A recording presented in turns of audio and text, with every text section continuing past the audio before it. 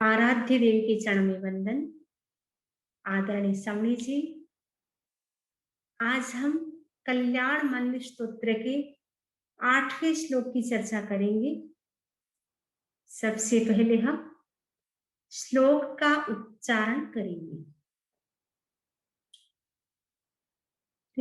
वर्तिनी त्वयि विभूषितिले पवन्ते जन्तो क्षणेन निबिडा अपि कर्मबन्धा सद्यो भुजङ्गममया इव मध्यभागमभ्यागते मनसि खण्डिनि चन्दनस्य।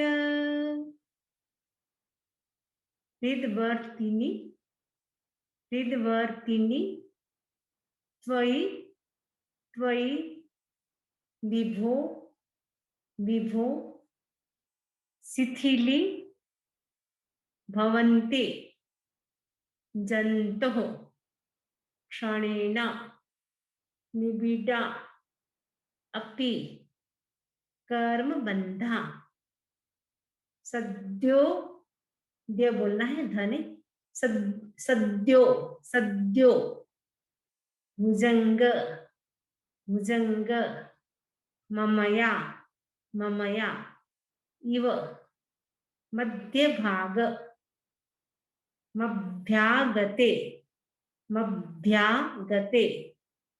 वन शिखंडिनी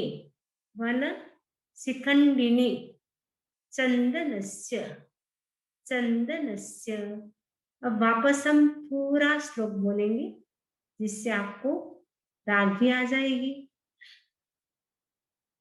हृद्वर्तिनि त्वयि विभूषितिले भवन्ते जन्तो क्षणेन निबिडा अपि कर्मबन्धा सद्यो भुजङ्गममया इव मध्यभागमभ्यागते मनसि खण्डिनि चन्दनस्य मभ्यागते मनसि खण्डिनि चन्दनस्य। इस श्लोक में आचार्य सिद्धसेन बता रहे हैं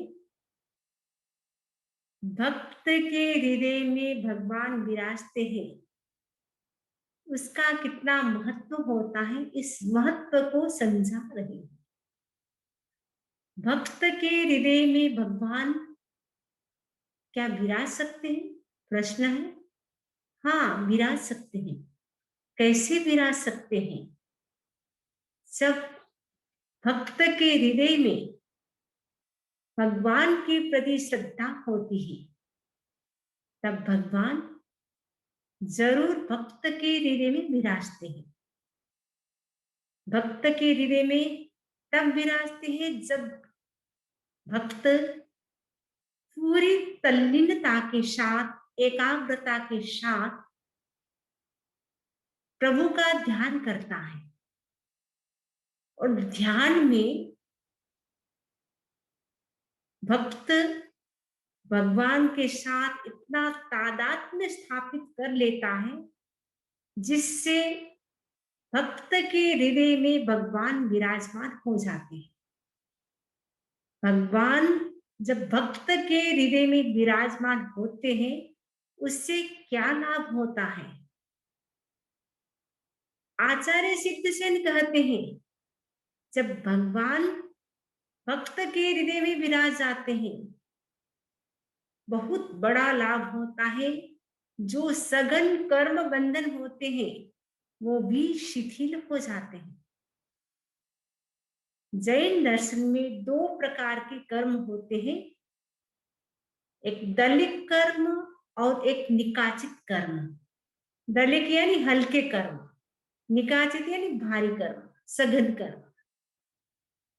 जो हल्के कर्म होते हैं वो तो बंधते रहते हैं, क्षीण होते रहते हैं निरंतर, उसके लिए इतना पुरुषार्थ नहीं करना पड़ता है। लेकिन जो सघन कर्म होते हैं, उसको तोड़ने में बहुत ज्यादा पुरुषार्थ करना होता है। भगवती सूत्र में 2 एग्जाम्पल दिए हैं, वृक्ष के एग्जाम्पल। एक वृक्ष वह होता है जिसके तने भी बहुत पतले हैं, वृक्ष भी बहुत ही छोटा है,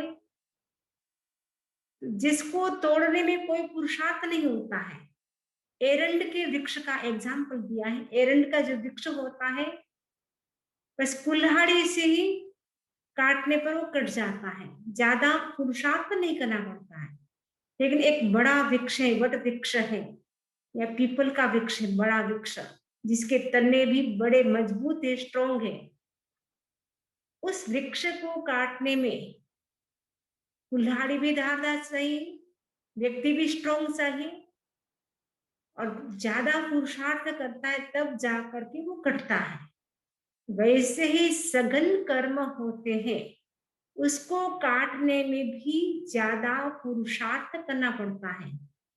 लेकिन जब भगवान भक्त के हृदय में विराज जाते हैं, तो सघन कर्म भी क्या होते हैं, शिथिल हो जाते हैं।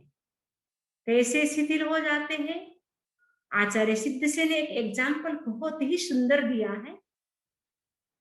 उन्होंने कहा, चंदन वृक्ष होता है, चंदन वृक्ष, चंदन वृक्ष की स्मेल बहुत ही अच्छी आती है। तो चंदन वृक्ष की जो स्मेल होती है, वो स्मेल सर्प जो होती है उनको बहुत अच्छी लगती है।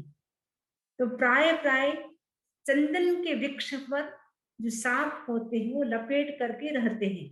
आप देख रहे हैं चंदन का वृक्ष है, सांप कैसे सर्प जो है वो चंदन के वृक्ष के चारों लिपट गए हैं। तो चंदन के वृक्ष पर लिपट गए हैं तो उसके लिए वो बंधन हो गया है। लेकिन मिडल पार्ट में यानी मध्य भाग में जब मयूर आते हैं, मयूर को देखते ही सांप के जो सघन बंधन होते हैं वो भी शिथिल हो जाते हैं। अर्थात मयूर के आने पर जो सांप है वो चले जाते हैं। जैसे सांप के बंधन शिथिल हो जाते हैं, वैसे ही भगवान के विराजने पर भक्त के हृदय में भक्त के जो कर्म होते हैं वो भी शिथिल हो जाते हैं। यहाँ पे जो चंदन वृक्ष है, एक प्रकार की चंदन वृक्ष हमारी आत्मा है। चंदन वृक्ष के समान हमारी आत्मा है। हमारी आत्मा में भी सद्गुणों के सौरभ है। सद्गुणों की इतनी सारी सौरभ है, लेकिन कर्म रूपी जो सर्प है वो हमारी आत्मा के अंदर क्या कर रहे हैं, पॉइजन डाल रहे हैं, जिससे चंदन रूपी जो हमारी आत्मा है वो विकृत हो जाती है, दूषित हो जाती है। लेकिन जब भगवान भक्त के हृदय में विराज जाते हैं, उससे क्या होता है, हमारी जो आत्मा होती है, हमारी आत्मा में जो अशुभ कर्म है बहुत सारे सघन, वो भी शिथिल हो जाते हैं। अशुभ कर्म भी शुभ में कन्वर्ट हो जाते हैं, यानी अशुभ कर्म सारे के सारे नष्ट हो जाते हैं। कैसे? जैसे चंदन के वृक्ष पर जो सांप लिपटे हुए होते हैं, मयूर के आने पर सांप के जो शिथिल जो सघन बंधन होते हैं वो भी शिथिल हो जाते हैं। वैसे ही भक्त के कर्म भी भगवान की विराजने पर शिथिल हो जाते हैं। तो हमारे जो कर्म है वो तोड़ने की 2 प्रक्रिया होती है। पहले तो कर्म को शिथिल करना होता है, बाद में क्षय करना होता है। जब कर्म शिथिल हो जाएंगे तो अपने आप ही बाद में क्षय को प्राप्त हो जाएंगे, यानी क्षय हो जाएगा कर्म का। तो कर्म का क्षय कब होगा? जब पहले कर्म शिथिल होंगे। वो शिथिल कैसे होंगे? जब हम भगवान की भक्ति करेंगे भाव के साथ। भाव के साथ जब हम भक्ति करेंगे तो भगवान जरूर हमारे हृदय में विराजमान होंगे, जिससे हमारे सघन कर्म भी शिथिल हो जाएंगे, और शिथिल होने के बाद क्षय हो जाएगा। क्षय होने के बाद 8 कर्म है वो क्षय हो जाएंगे, उसके बाद हमें मोक्ष भी मिल सकता है। तो जब कर्म क्षय होते हैं तो निश्चित रूप से मोक्ष भी मिलता है। तो अब 8 कर्म है वो क्षय होंगे भगवान की भक्ति करने से। तो भगवान की भक्ति करने के लिए भाव भी चाहिए। भाव जुड़ेंगे, वो कब जुड़ेंगे? जब हम मीनिंग समझेंगे। इसीलिए हमें एक एक शब्द की मीनिंग समझना है। विभो, हे विभो हिंदी में है हे विभो, इंग्लिश में है हे विभो। त्वयि ये संस्कृत है, त्वयि हिंदी में आप, इंग्लिश में यू। हृदवर्तिनी हृदय में विराजमान होते हो, सीटेड इन द हार्ट। जंत हो प्राणियों के, ऑफ क्रिएचर्स, ऑफ क्रिएचर्स। निविड़ा सघन, डेंस। कर्म बंधा, कर्म बंध, बॉन्डेड विथ कर्माज। अपि भी ठू, क्षणेना क्षण भर में, in the moment, in the moment. शिथिली भवन्ति, शिथिल हो जाते हैं। Become relaxed. वन शिखंडिनी, वन मयूर के, वन का मतलब वन, शिखंडिनी यानी मयूर, वन मयूर के। Peacock that is found in the forest.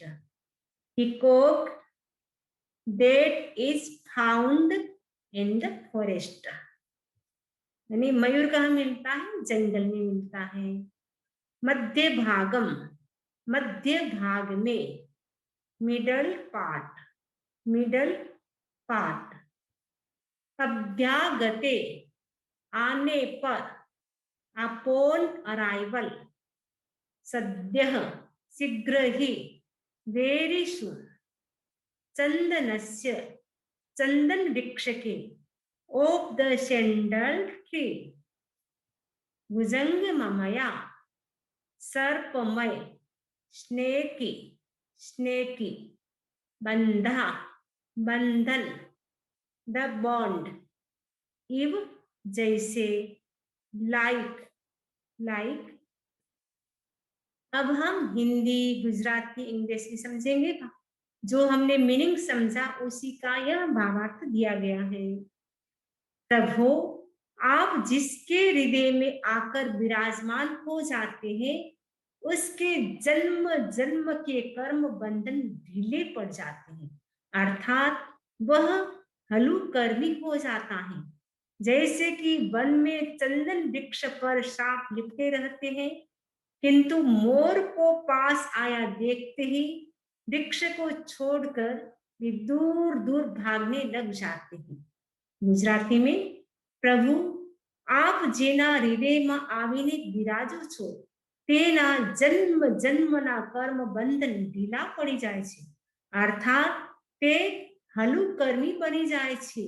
જેવી રીતે વનમાં ચંદનના વૃક્ષ પર સર્પ લપટાયેલા હોય, પણ મોરને નજીક આવતો જોઈને જ वृक्ष छोड़ने ते दूर दूर भागवा लागे छे। इंग्लिश में, प्रभु the karmic bondage acquired in past many births of the devotee in whose heart you dwell gets weak.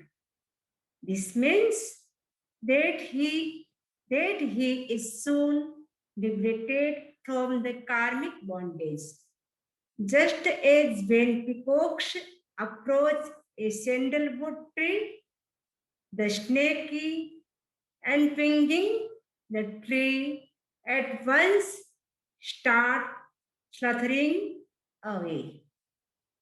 इस श्लोक में हमने समझा जाना कि भगवान जब भक्त के हृदय में विराज जाते हैं तब भक्त के कर्म भी शिथिल हो जाते हैं।